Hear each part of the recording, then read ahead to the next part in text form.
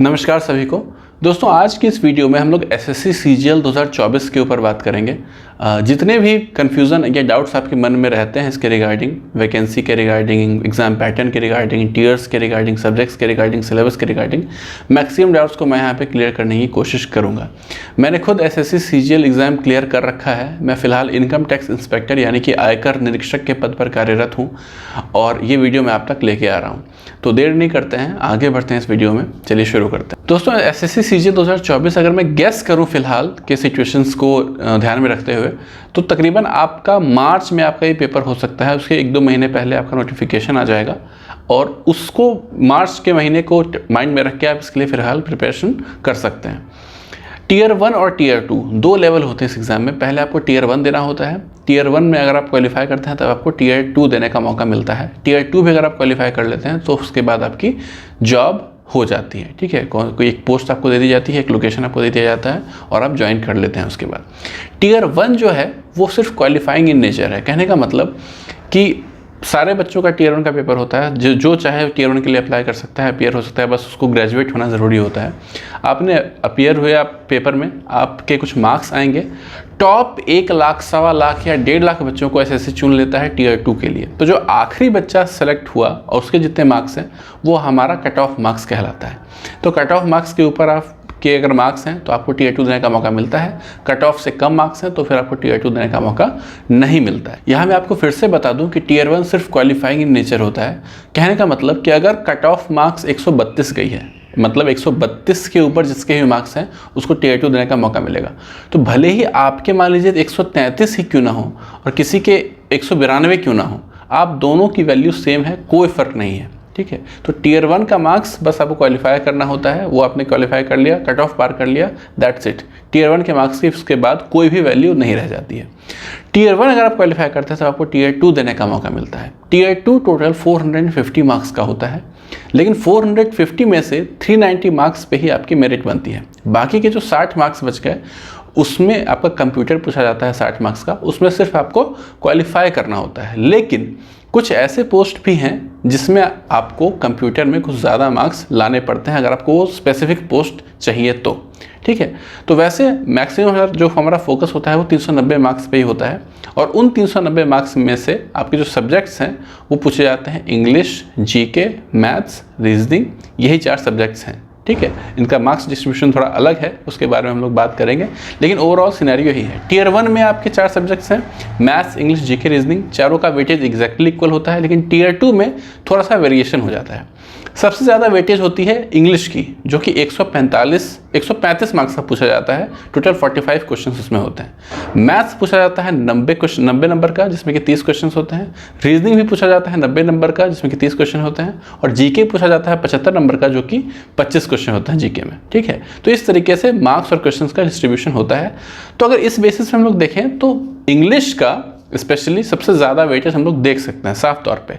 और SSC CGL के through जो भी जॉब आपकी लगती है, हर जगह पे आपको इंग्लिश का इंपॉर्टेंस समझ में आएगा। मैथ्स की इंपॉर्टेंस अब पहले जितनी नहीं है, ये हमें एग्जाम पैटर्न में भी दिखता है और जॉब के बाद जब आप ज्वाइन करेंगे तो आपको अपने काम में भी दिखेगा।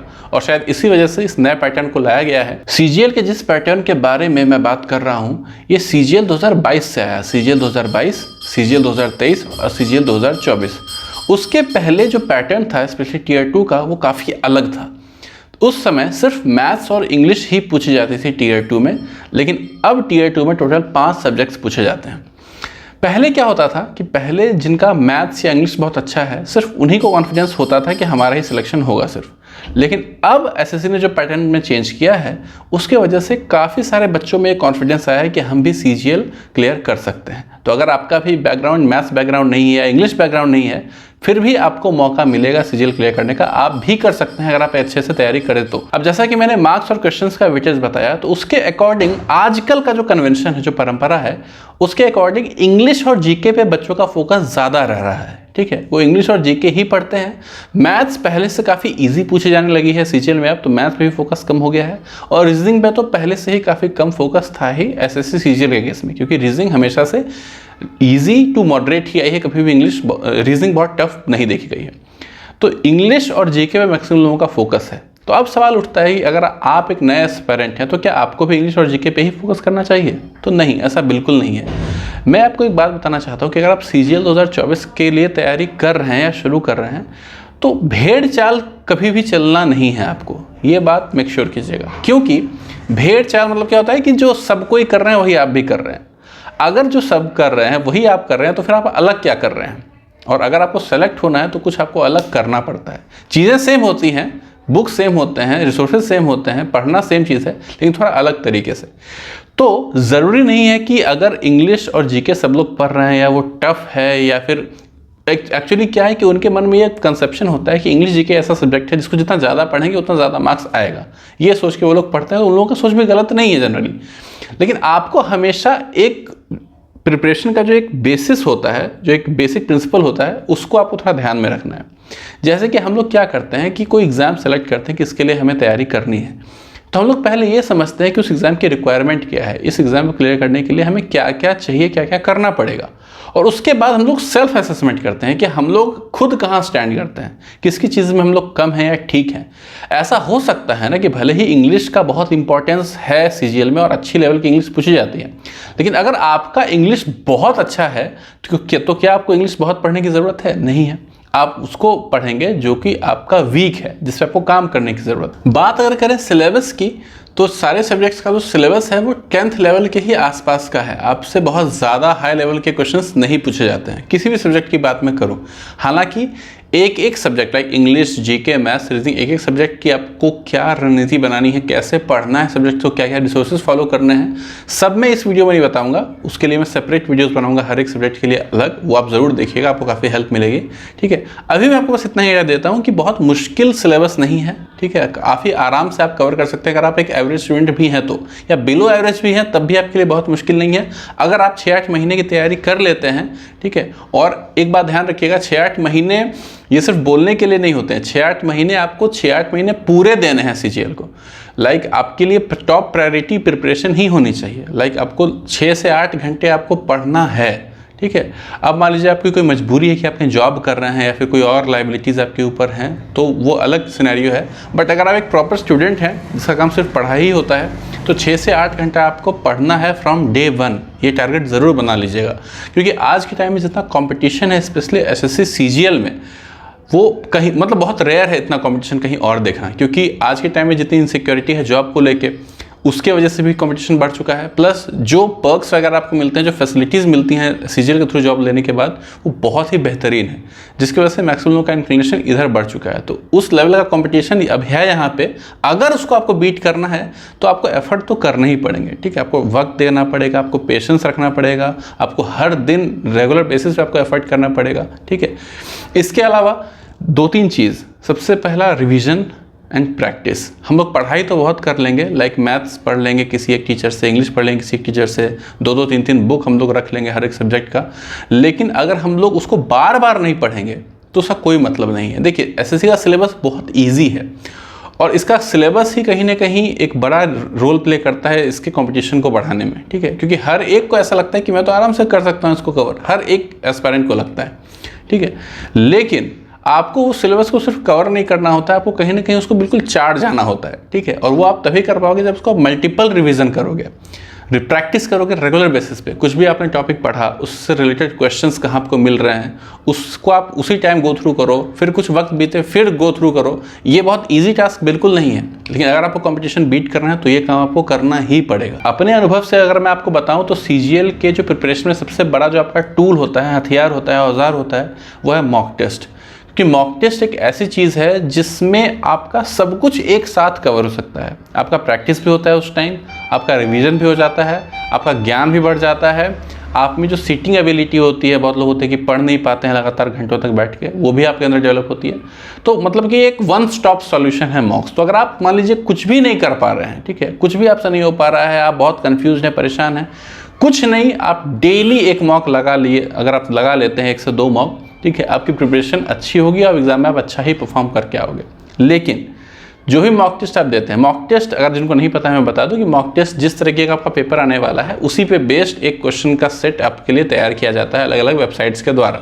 ठीक है, तो वहाँ से आप प्रैक्टिस करते हैं और साथ ही साथ मॉक टेस्ट तो आपको देना है। ठीक है, उसके साथ जो उसका एनालिसिस है वो भी उतना ही इंपॉर्टेंट है, क्योंकि एनालिसिस अगर आप अच्छे से नहीं करते हैं, छोड़ देते हैं, तो जो प्रोडक्टिविटी है आपके पढ़ाई की, आपने एफर्ट तो किया, 2 घंटे बैठ के आपने मॉक तो दिया, लेकिन जितना आप सीख सकते थे उतना सीख नहीं पाए। ठीक है, तो इस बात का आप ध्यान ज़रूर रखिएगा कि मॉक टेस्ट दे रहे हैं या फिर प्रैक्टिस कर रहे हैं, रिवीजन कर रहे हैं, ये सब कुछ प्रोडक्टिव हो। मतलब ऐसा नहीं कि बस घंटे पूरे कर रहे हैं, फॉर्मेलिटी के लिए बैठे हुए हैं। 6-8 घंटे जो मैंने आपको समय बोला, आपको ये हमेशा कैलकुलेट करना है कि क्या जितना मैं पढ़ रहा हूँ उतना मैं सीख पा रहा हूँ कि नहीं। ऐसा तो नहीं कि मैं सिर्फ फॉर्मेलिटी के लिए बैठ के बस टाइम पास कर रहा हूँ, ये नहीं होना चाहिए। अब सिलेक्शन प्रोसेस और जॉब प्रोफाइल के बारे में बात कर लेते हैं, जो कि शायद आपके लिए सबसे बड़ा मोटिवेशन होगा। जैसे आपने Tier 2 भी क्वालिफाई किया, तो उसके बाद आपसे आपका मांगा जाता है पोस्ट प्रेफरेंस। Tier 2 के मार्क्स के बेसिस पे आपकी ऑल इंडिया रैंक डिसाइड होती है। उसके बाद आपसे आपका पोस्ट प्रेफरेंस मांगा जाता है। एसएससी सीजीएल के थ्रू लगभग 40 से 45 पोस्ट पे रिक्रूटमेंट होती है, या थोड़ी ज़्यादा बढ़ ही गई है अभी ये नंबर। ठीक है, अलग अलग पोस्ट होते हैं, किसी की वैकेंसी काफ़ी कम होती है, किसी की काफ़ी ज़्यादा होती है। टोटल 40 से 50 पोस्ट होते हैं। तो आपसे प्रेफरेंस मांगा जाता है कि आपकी जो फेवरेट पोस्ट है उसको 1 नंबर पर रखिए, उसके बाद दूसरा, उसके बाद तीसरा, इस तरीके से सारा पोस्ट जो है वो अरेंज कर दीजिए आप। ठीक है, ये लिख के अपना आप एसएससी को सबमिट कर दीजिए।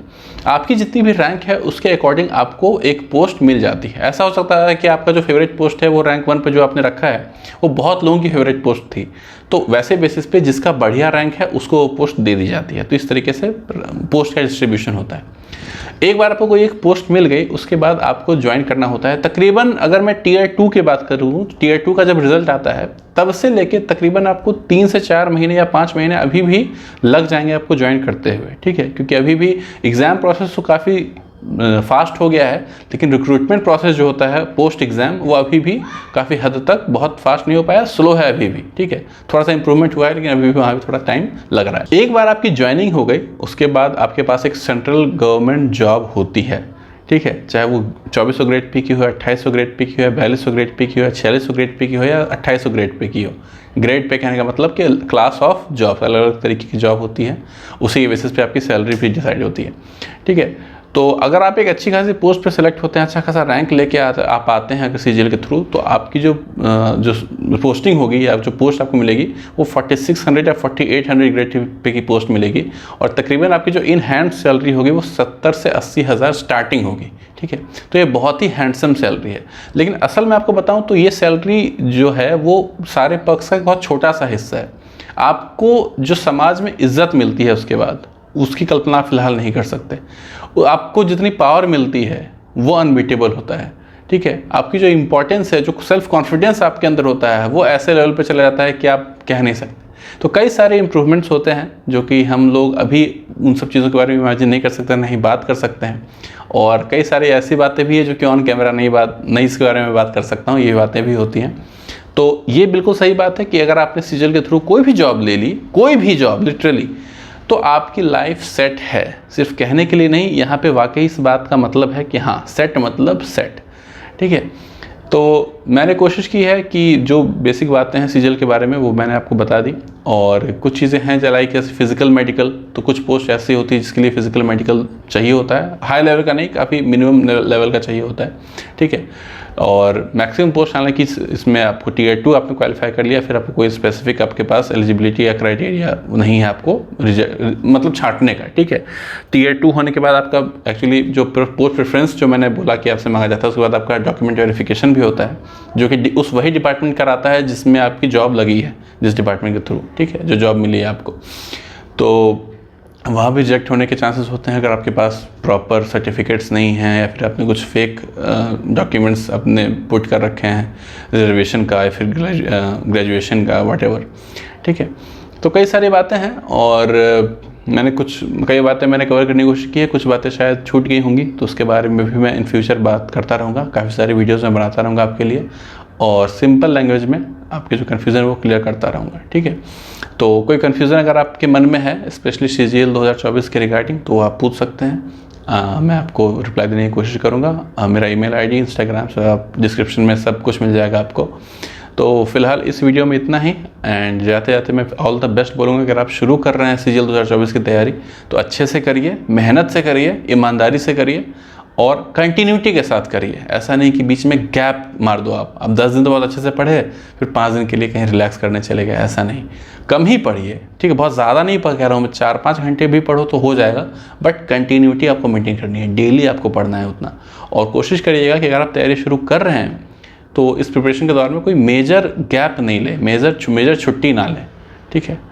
तो फिलहाल इस वीडियो में इतना ही, बहुत जल्दी मिलते हैं अगले वीडियो में, तब तक के लिए बाय बाय।